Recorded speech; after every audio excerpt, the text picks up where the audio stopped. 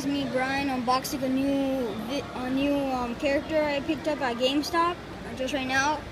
This is Wind Up, so let's get to it.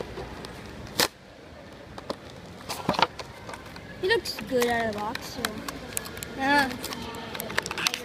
okay. Okay, no. Oh my god, so hard.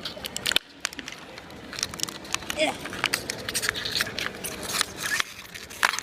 Okay, got him out. Okay, he has like this little claw here, and he has a little winder. You see what happens when we wind him up.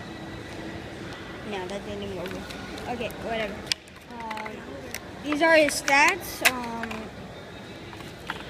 This is attack is 90, defense is 130, speed or accuracy is 70, and luck is 40.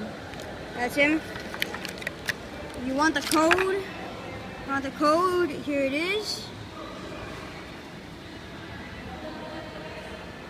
It is HFDQVHV6QS. Guys, I'm gonna do some gameplay of him, so that's gonna be on a separate video. So thank you guys for watching.